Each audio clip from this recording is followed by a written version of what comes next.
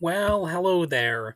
And sometimes, if you're a real music fan, you want to hear a rock instrumental that's moody but driving.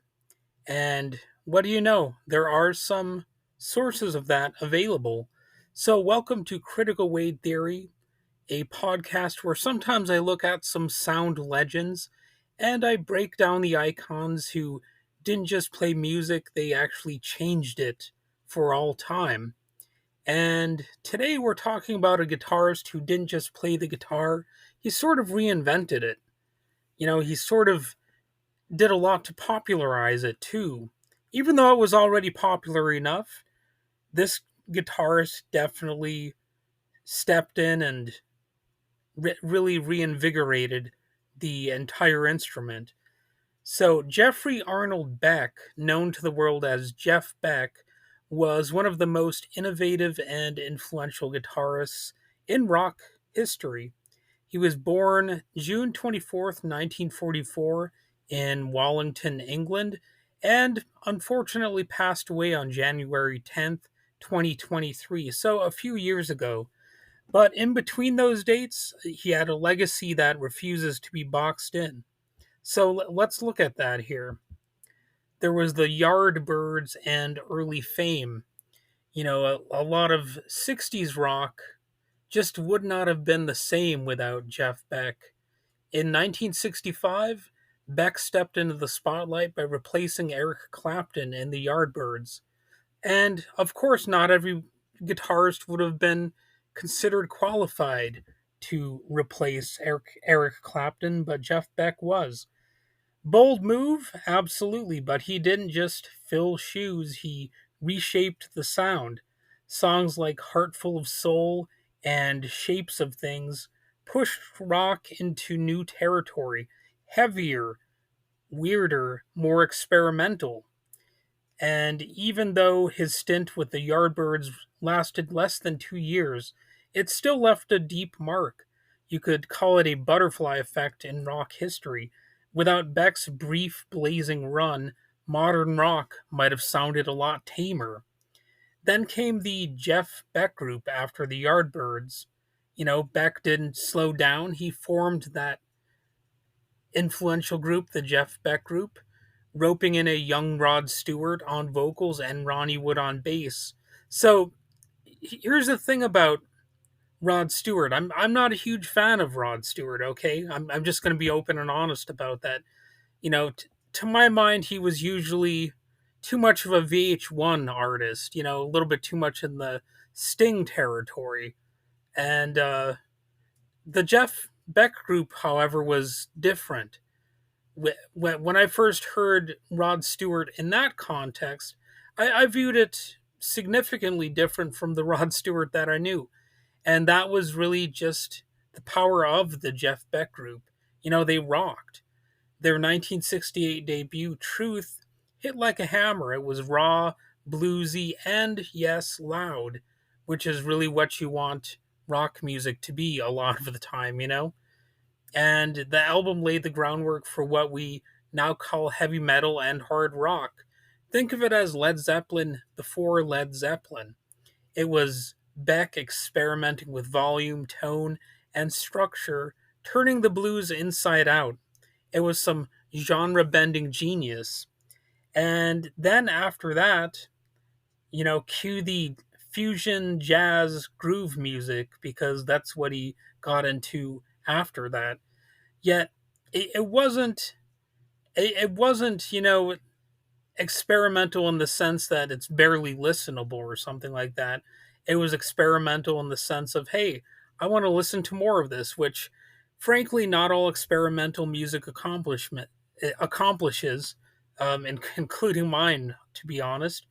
But Beck never sat still musically, from blues rock to jazz fusion, instrumental rock, and even electronica. He made reinvention a habit.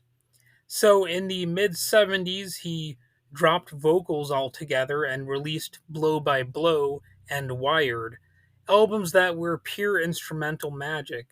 He said it felt like starting from scratch, like he had never played guitar before, but what came out of that was sort of like a reset. It was genius. He didn't chase hits, he chased sounds, and that's why they call him a guitarist a lot of the time.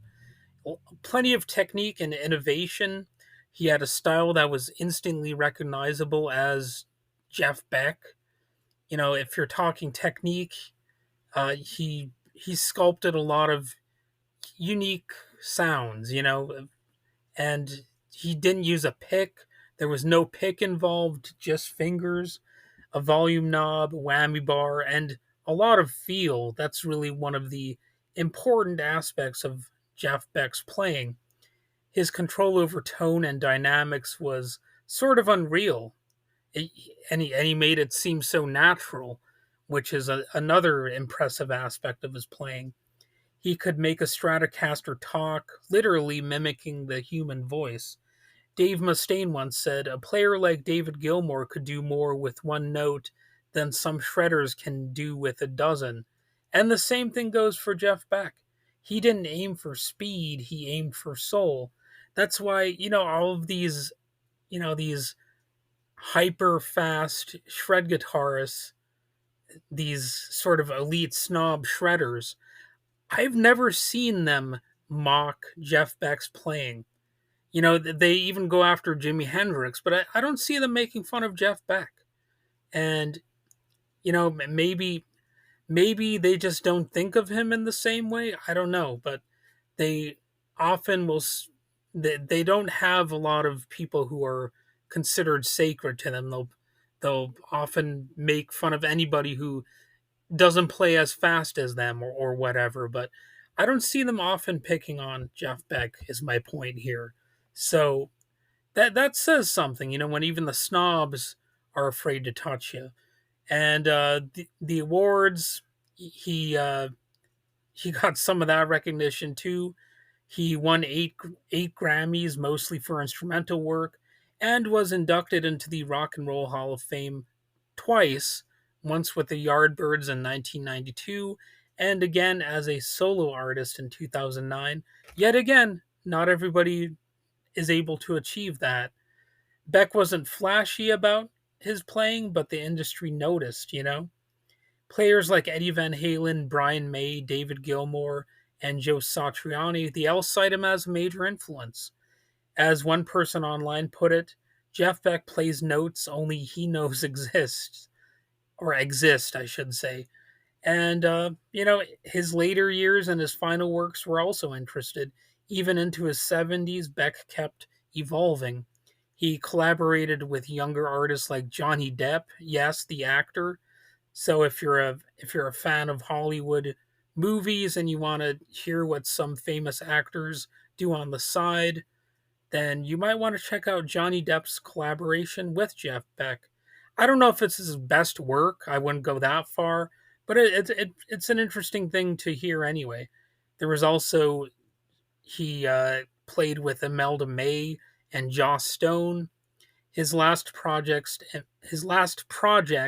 embraced electronica, noise, and even touches of serialism. He was still pushing the edges, still chasing a new sound. And that was part of the legacy of Jeff Beck. I think he encouraged musicians, especially guitarists, to chase their own sound. You know, don't let people sort of bully you into sounding a certain way. Find your own identity on the instrument. And that's why he stands out compared to a lot of other guitarists out there.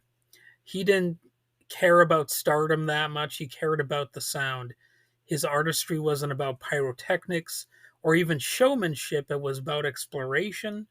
And that's, again, the hallmark of a guitarist. Songs like "'Cause We've Ended as Lovers" weren't just technically brilliant, they were emotionally raw, which is really what's important about music, is that it does impact you emotionally, and I suppose a little bit intellectually as well, because his songs, his compositions, his instrumentals, they kind of tell a story. And that's one of the impressive things too. It's one thing to have lyrics that can tell a story, that can be impressive in their own little way. But if you can tell a story through just making sounds on a musical instrument, well, that's a significant achievement. I think more impressive than telling a story through lyrics. And that's why he's remembered not just as one of the greatest guitarists, but again, to drive the point home one more time, he is the guitarist.